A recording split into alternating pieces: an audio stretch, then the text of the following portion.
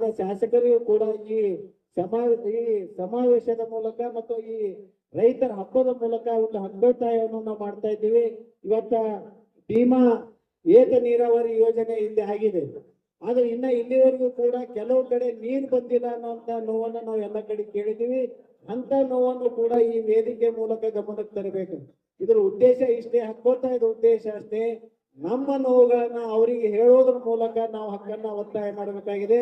ಹಂಗಾಗಿ ಎಲ್ಲ ಅಧಿಕಾರಿಗಳಿಗೂ ಮತ್ತು ಶಾಸಕರಿಗೂ ಕೂಡ ಒಂದು ಮನವಿ ಪತ್ರವನ್ನ ನಿಮ್ಮೆಲ್ಲರ ಪರವಾಗಿ ಕೊಡಬೇಕು ಅನ್ನೋಂತ ನಿರ್ಣಯ ಇದೆ. ಹಂಗಾಗಿ ಇದು ಹಕ್ಕೋತ್ತಾಯದ ಮಾಡೋದ್ರ ಮೂಲಕ ನಮ್ಮ ಸಮಸ್ಯೆ ಬಗೆಹರಿಸೋಣ ಅಂತ ಇದ್ರೆ, ಹಂಗಾಗಿ ಎಲ್ಲ ಅಧಿಕಾರಿಗಳಿಗೂ ಮತ್ತು ಮಾನ್ಯ ಶಾಸಕರಿಗೂ ಪರಮ ಪೂಜ್ಯರಿಗೂ ಕೂಡ ಈ ಸಭೆಗೆ ಬಂದಂತಕ್ಕಾಗಿ ಅವರೆಲ್ಲರನ್ನು ನಾವು ಬಯಸಿ ಈ ಹಕ್ಕೊತ್ತಾಯಕ್ಕೆ ತಮ್ಮೆಲ್ಲರ ಒಪ್ಪಿಗೆಯನ್ನು ನಾವು ಕೇಳ್ತಾ ಇದ್ದೀವಿ.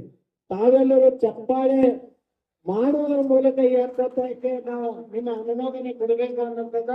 ಹಂಗಾಗಿ ಹಕ್ಕೊತ್ತಾಯ ಕೊಡ್ತೀವಿ, ಸಮಸ್ಯೆ ಬಗೆಹರಿಬೇಕು. ಬಗೆಹರಿದ ನಂತರ ನಿರಂತರವಾದ ಹೋರಾಟ ನಾವು ಮಾಡಲು ತಯಾರಿದ್ದೀವಿ ಅನ್ನೋದನ್ನು ಕೂಡ ಎಲ್ಲ ಅಧಿಕಾರಿಗಳಿಗೂ ನಾವು ಕೂಡ ಹೇಳಕ್ ಬಯಸ್ತೀವಿ.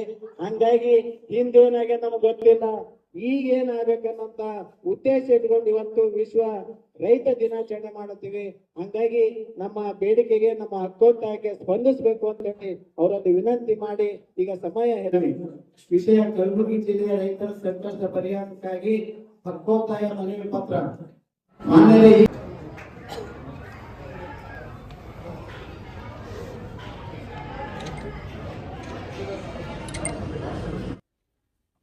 ಮುಖಾಂತರ ಈಗಾಗಲೇ ಕಬ್ಬು ಹೋರಾಟ ಸಂಘಟನೆ ಮುಖಾಂತರ ಸಾಧನೆ ಕೂಡ ಮಾಡಿದ್ದು ನಿಮ್ಮೆದುರಿಗೆ. ನಾವೇನೋ 2900 ಕಬ್ಬಿಗೆ ಬೆಲೆ ಸಿಗ್ತದೆ ಅಂತ ಹೇಳಿ ತಿಳ್ಕೊಂಡ್ರೆ, ನಮ್ಮ ಹೋರಾಟದ ಮುಖಾಂತರ ಇವತ್ತ 3000 ಹೆಚ್ಚಿಗೆ ಇವತ್ತ ಕಬ್ಬಿನ ಬೆಲೆ ಸಿಕ್ಕಿದೆ. ಇವತ್ತಿನ ದಿವಸ ಎಲ್ಲರೂ ಕೂಡ ಇವತ್ತ ಸಂತೋಷದಿಂದಿದ್ದಾರೆ.